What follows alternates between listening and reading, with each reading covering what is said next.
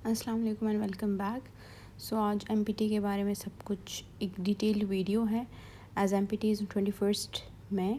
सो हम थोड़ा सा उसके बारे में देख लेते हैं कि बेसिकली एमपीटी है क्या। इट इज़ सीएसएस एमसीक्यूज़ जो फर्स्ट फेज़ है, इसको क्लियर करके आप आगे जाएंगे रिटन में and it is mandatory to qualify it. और ये सीएसएस 2022 ऑनवर्ड्स जो है एप्लीकेबल हो गया है। एंड जो एमपीटी देते हैं it is not counted as a chance, right. MPT दे के अगर आप रिटर्न नहीं देते तो आपका कोई चांस ज़ाया नहीं होता। 200 एमसीक्यूज़ होते हैं आपके पास, उसमें कोई नेगेटिव मार्किंग नहीं होती। और टोटल ड्यूरेशन जो है that is also 200 minutes and 66% पे पास है। That means 33%, so 66 marks. और आपको एक कार्बन कॉपी मिलती है जो आप अपने साथ टेस्ट के बाद लेके आ सकते हैं, जिसमें आप टैली करेंगे अपने आंसर्स को, जो इवनिंग में की अपलोड हो जाती है। I hope everything is clear. और आप अपनी एज एलिजिबिलिटी भी देख सकते हैं, सो खुद फाइंड आउट कर ले उसमें। Now let's talk about syllabus. जो एमपीटी का सिलेबस है दैट इज़ सेम एज़ जो सीएसएस में हो गया, पीएमएस में होता है। इस्लामिक स्टडीज़, उर्दू, इंग्लिश, जो सारे कंपलसरी सब्जेक्ट्स हैं वो सारे होंगे। So Islamic study has 20 marks, Urdu के भी 20 है, इंग्लिश के 50 है, जनरल एबिलिटी के 60 है और जनरल नॉलेज के 50 है। जनरल नॉलेज में करंट अफेयर, पाकिस्तान अफेयर और एवरीडे साइंस तीनों आता है, ठीक है, जो जनरल नॉलेज का पार्ट होगा। अच्छा, अब कुछ बुक्स की बात करते हैं जो आप एमपीटी के लिए, पीएमएस स्क्रीनिंग के लिए या कोई भी वन लाइनर के लिए यूज़ कर सकते हैं। मार्केट में डिफरेंट बुक्स हैं। आप कैरावान की बुक यूज़ कर सकते हैं, और ये आप ये जो एडी पोस्ट, एफआईए के पोस्ट या इन्वेस्टिगेशन या डिफरेंट तहसीलदार के, उसके लिए भी यूज़ कर सकते हैं। सो दिस इज़ हाफिज़ करीम दा चुगताई की बुक है।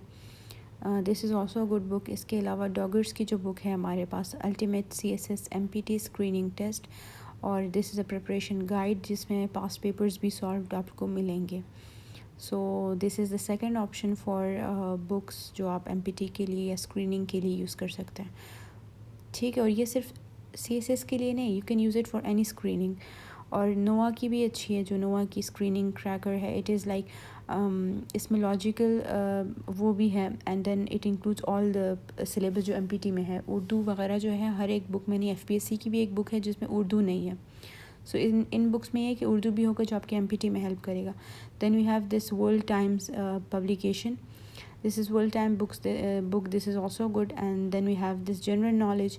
अच्छा, इस जनरल नॉलेज की करवान की जो है, इट वुड बी लाइक कि इसमें उर्दू का पोर्शन नहीं होगा। एंड बाकी जो नोआ वर्ल्ड टाइम जो स्पेसिफ़िकली एमपीटी के लिए डिज़ाइन की गई है, उनमें उर्दू का पोर्शन होगा। अच्छा, आपको जो इन्फॉर्मेशन है वो आपको एफपीएससी के ऑफिशियल वेबसाइट से मिल जाएगा। लाइक द जो पब्लिक नोटिस है, जो नोटिफिकेशन है अगर कोई डिले है या कुछ है। इसके अलावा रूल्स के बारे में, सिलेबस के बारे में, मेन एग्ज़ाम के बारे में। सो आई होप ये भी क्लियर हो गया है। Then the online sources, number 1 is mcqsforum.com। यहाँ पे आपको क्विज़ेज़ वगैरह मिल जाएंगी, सो आप वो MCQ सॉल्व कर सकते हैं। इसके अलावा इंस्पेक्टर FIA के MCQs, असिस्टेंट डायरेक्टर FIA के MCQs, सो आपको मॉक सीरीज़, MCQs वगैरह सब कुछ मिल जाएगा। The second online platform is cssmpt.com। यहाँ पे आपको प्रैक्टिस पेपर्स वगैरह मिल सकते हैं FPSC के, जो सॉल्व्ड और न्यू एंड अपडेटेड होंगे, ठीक है। Then the third one is cssmcqs.com। यहाँ पे भी आपको वही सेम MCQs मिल सकते हैं, सॉल्व्ड पेपर्स मिल सकते हैं, सॉल्व्ड MCQs मिल सकते हैं, सॉल्व्ड इवन जो MPT हो चुका है उसके भी आपको सॉल्व्ड MCQs मिल सकते हैं। The fourth one is sparkmcqs.com। यहाँ पे आपको सारे सब्जेक्ट्स के सॉल्व्ड MCQs मिल जाएंगे एंड आपको जो भी अपडेट्स होंगी या जो चेंजेस होंगी वो आपको यहाँ से मिल जाएंगी, ठीक है ना। आई होप कि ये क्लियर हो चुका होगा। अच्छा, हम लोग एमपीटी या स्क्रीनिंग की प्रिपरेशन करें तो करेंगे कैसे, what would be the track. सबसे पहले तो डेली 1 घंटे से स्टार्ट लें आप। उसके बाद आप कुछ टाइम बाद 3 घंटों पे शिफ्ट हो जाए, राइट। जो मतलब अभी हमारे पास 19 डेज़ है, तो फर्स्ट 8 डेज़ में या 9 डेज़ में आप 1 घंटा करें, फिर उसके बाद 3 hours, right. And the last जो आपके पास 5 डेज़ होंगे उसमें 3 to 5 आवर्स कर लें। रिवीजन लाजमी करें। अब ये नहीं कि नए MCQs एंड में पढ़ें, एंड में नए MCQs पढ़ने का कोई फ़ायदा नहीं होता। सो आपने जो पढ़ा है उसको रिवाइज़ करें, 1 2 3 मॉक्स दे। चले let's discuss a time table. We have 19 days, 2 मई से लेकर 21 मई तक, राइट। 21 मई को टेस्ट है, सो उससे पहले जो जितने दिन हैं that is round about 19 days. We have 3 time tables, जिसको जो सूट करे आप वो फॉलो कर ले। नंबर 1 टाइम टेबल में ये कुछ लोग का होता है कि वो पूरा सब्जेक्ट ख़त्म करके दूसरे सब्जेक्ट की तरफ शिफ्ट होते हैं, ठीक है, एक साथ नहीं कर सकते। सो उनके लिए होगा कि 3 डेज़ पर सब्जेक्ट दे, English, current affair, Pakistan affair, Islamiyat and math को 3 डेज़ हर एक सब्जेक्ट को दे। इसके अलावा जो आपके पास जनरल साइंस है एंड उर्दू है उनको 1 दिन दे, मतलब जनरल साइंस को 1 दिन एंड उर्दू को 1 दिन। एंड उसके बाद जो लास्ट 2 डेज़ है उसमें रिविज़न करें, जो आप रिवाइज़ करना चाह रहे हैं या जो मॉक देना चाह रहे हैं वो कर लें।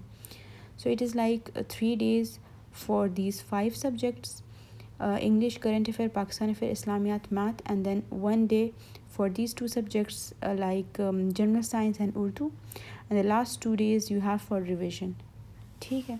सो ये टाइम टेबल 1 है। इसके अलावा 2 और टाइम टेबल्स हैं।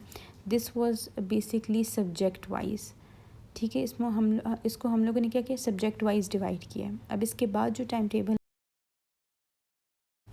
अच्छा, दिस इज़ बेसिकली हम लोग डेली सारे सब्जेक्ट्स करेंगे, ठीक है। It would be like this कि वो कुछ लोग होते हैं ना, वो टाइम लिमिट देते हैं अपने आप को हर एक सब्जेक्ट के लिए।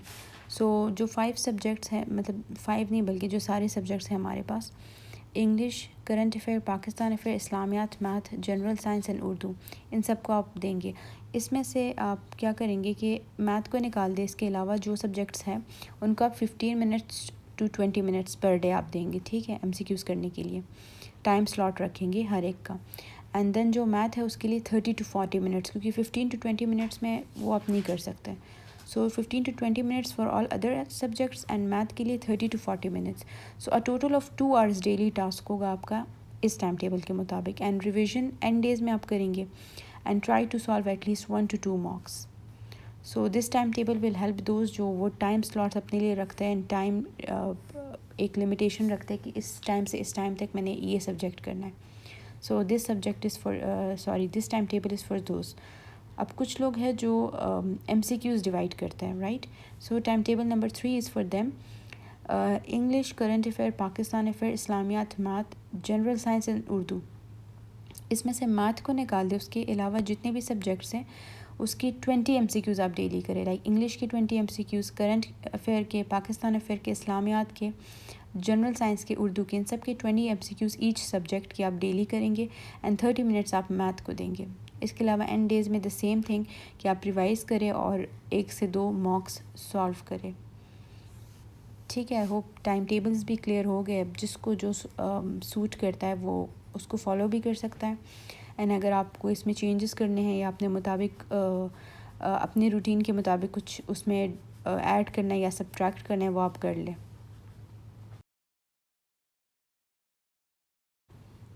कुछ लास्ट मिनट टिप्स हैं MPT के लिए। नंबर 1 ये कि बहुत से MCQs हैं, आप सारों को सॉल्व कर नहीं सकते, कवर कर नहीं सकते। सो लाइक जो आपने ऑलरेडी MCQs किए हैं उन्हीं को रिवाइज़ कर, रादर देन दिस कि आप नए MCQs या नए कॉन्सेप्ट्स को एंड में सीखें। नंबर 2 इज़ दिस कि MPT मॉक्स को try to solve them, right. 1 से 2 तो लाजमी करें, उससे ज़्यादा कर सकते हैं well and good. Last days में कोशिश करें कि 2 to 5 आवर्स MPT की प्रिपरेशन को दे। नंबर 4 इज़ दिस कि आप OMR शीट को you have to solve that once, या एक दफ़ा देख लें ताकि आपको आइडिया हो, वहाँ पे आपको एग्ज़ामिनेशन के दौरान अजीब ना लगे, like you have at least that experience, right. फिर नंबर 5 है कि FPSC के सॉल्व्ड पेपर्स होते हैं जो उन्होंने सॉल्व्ड या मॉडल पेपर्स होते हैं, वो एक दफ़ा आप देख लें या एक दफ़ा उससे भी सॉल्व कर लें, क्योंकि उससे भी रिपीट होते हैं। इंग्लिश का अगर हम देखें तो इंग्लिश में GRE लिस्ट, इंग्लिश के जो पास्ट पेपर्स है, सेंटेंस करेक्शन एंड प्रपोजिशन, इस पे ज़्यादा फोकस करें।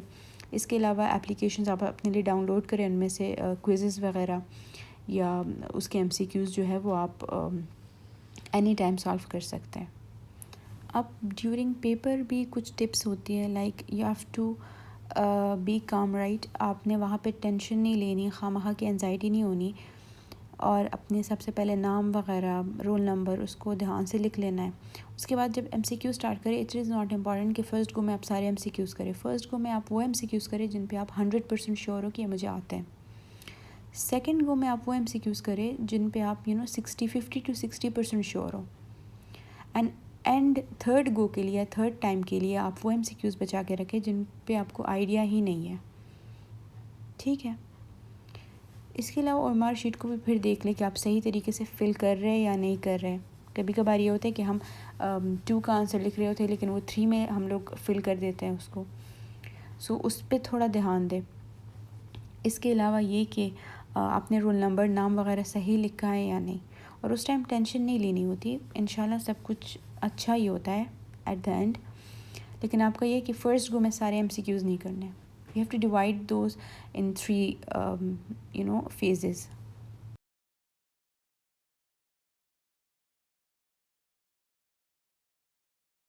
सक्सेस के लिए क्या चीज़ इम्पॉर्टेंट है? सब्र। ठीक है। ख़ुद को खामखा एंजाइटी नहीं देनी आप लोगों ने। जो आपके हक़ में बेहतर है होगा वही।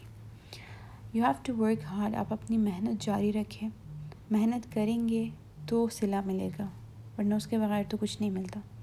सो अपनी मेहनत जारी रखें। And the third and the most important one is consistency. आप कंसिस्टेंट रहें। ये नहीं कि एक दफ़ा फ़ेल हो गए तो बस छोड़ दिया। You have to be consistent. वो आप जारी रखें अपना काम, अपनी मेहनत जारी रखें। At the end of the day आपको अपने गोल्स या जो भी आपके ड्रीम्स हैं वो आपको फाइनली अचीव आप कर लेंगे अगर आप में सब्र है and you are able to work hard and you are consistent. So good luck everyone.